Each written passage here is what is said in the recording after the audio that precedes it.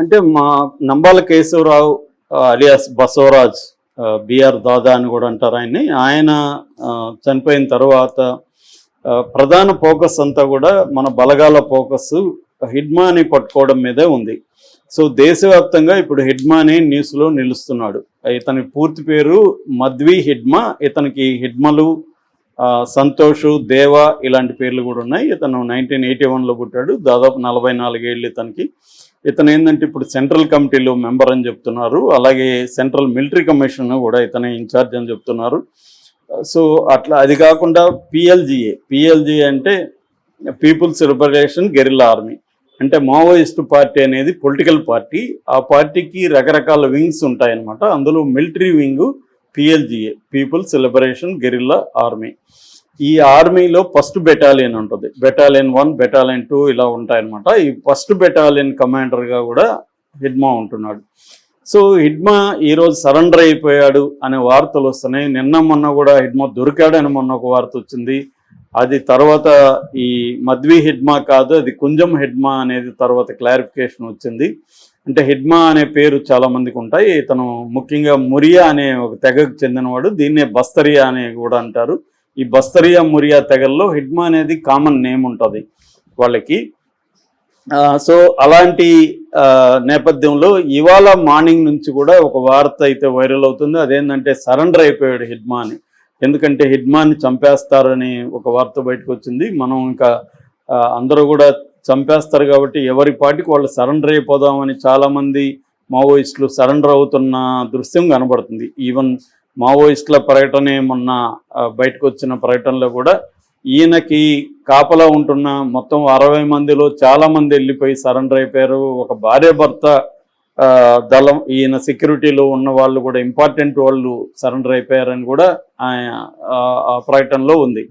అంటే బసవరాజుకి 100 మంది సెక్యూరిటీ ఉంటే అది తగ్గిపోతూ వచ్చి 60 మందికి వచ్చి 60 మంది నుంచి 35 మందికి వచ్చేసింది ఫైనల్గా. అంటే మిగతా వాళ్ళు సరెండర్ అయిపోయారు. అంటే ఒక సీసీ కమిటీ స్టాఫ్ అంటారు వీళ్ళని, సీసీ కమిటీ సెక్యూరిటీ స్టాఫ్, చాలా ఇంపార్టెంట్ వాళ్ళనే అక్కడ పెడతారు సెక్యూరిటీ స్టాఫ్లు. ఎందుకంటే ఆయన ప్రాణాల అత్యున్నతం అన్నమాట. అందుకని ఒక 5 అంచెల సెక్యూరిటీ వ్యవస్థ ఆయనకు ఉంటుంది. ఈ 5 అంచెలు దాటుకొని కానీ ఆయన జోలికి వెళ్ళలేరు ఎవరైనా, అంత స్ట్రాంగ్ సెక్యూరిటీ ఉంటుంది.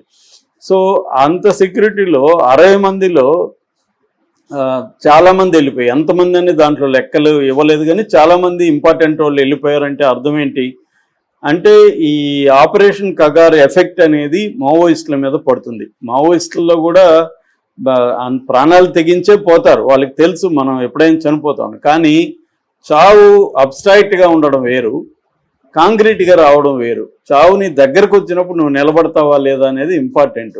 మనకి చావు ఎక్కడో ఉన్నట్టుగా తెలియకుండా ఉంటే ఒక ధైర్యం ఉంటుంది లోపల, మన దగ్గర రాదులే అని. ఎందుకంటే మేము కూడా పనిచేసాం కాబట్టి తెలుసు. మనకి డెత్కి దగ్గరగా వెళ్ళినప్పుడు మనిషి ఎలా బిహేవ్ చేస్తాడో ఆ మనిషికి కూడా తెలియదు. అది ఆ ప్రెజర్ సిచ్యువేషన్ వచ్చే వరకు ఎవరికైనా మనకైనా అంతే. మనకి ఒక ప్రెజర్ సిచ్యువేషన్ వచ్చింది, అప్పుడు మనం ఎలా బిహేవ్ చేస్తాం అనేది ముందుగా మనం చెప్పలేం. ఆ సిచ్యువేషన్లో మన లోపలి మనిషి బయటకు వస్తాడు. అదే అసలు క్యారెక్టర్ అని రాబర్ట్ మెకే అనే ఒక రైటర్ కూడా దీని మీద రాస్తాడనమాట, స్క్రీన్ ప్లే ద స్టోరీ అనే బుక్లో. సో అలాగా ఇది ఎప్పుడైతే వీళ్ళు కొన్ని వేల మంది పోలీసులు చుట్టుముట్టి వీళ్ళు వలయంగా మొత్తం 2-3 వలయాల చుట్టుముడతారు వాళ్ళు కూడా. అంటే ఒక విశాలంగా ఒక రౌండ్ వేసి ఆ టెర్రైన్ బట్టి ఇంకొక రౌండ్ ఇంకొక ఇది ఉంటుంది. ఈ వలయం దాటి ఆ వలయంలోకి వెళ్ళాలి వీళ్ళు. అందువల్ల వెరీ రిస్క్ అనమాట. సో ఎందుకంటే వీళ్ళందరూ కూడా వెల్ ట్రైన్డ్, ఏది డిఆర్జీ అంటే డిస్ట్రిక్ట్ రిజర్వ్డ్ గార్డ్స్. వీళ్ళు పైగా ఎక్స్ మావోయిస్టులు, ట్రైబల్ పీపులే ఉంటారు దాంట్లో. వాళ్ళకి మళ్ళీ మిలిటరీ ట్రైనింగ్ జంగిల్ వార్ఫేర్ అంటారు. జంగిల్ వార్ఫేర్లో మిలిటరీ ట్రైనింగ్ కూడా ఇచ్చారు. అంటే మావోయిస్టులకి ఎలాంటి నేపథ్యం ఉందో డిఆర్జీ వాళ్ళకి కూడా అలాంటి నేపథ్యం ఉంది. అలాంటి వాళ్ళు దాదాపు 30-40 వేల మంది చుట్టుముట్టినప్పుడు బతికేది కష్టం. అయినా కూడా కొంతమంది బతికెళ్ళారని ఆ ప్రకటన చెప్తుంది. అంటే ఫైనల్గా చెప్పదలుచుకుందామంటే మావోయిస్టులు కింది స్థాయి వాళ్ళు, ఒక స్థాయి లీడర్షిప్ అంతా కూడా సరెండర్ అయిపోతారు. సరెండర్ అయిపోయే అవకాశాలు వాళ్ళకి వస్తున్నాయి, సరెండర్ అయితే మేము అన్నీ కల్పిస్తూ ఉంటున్నారు. అందుకని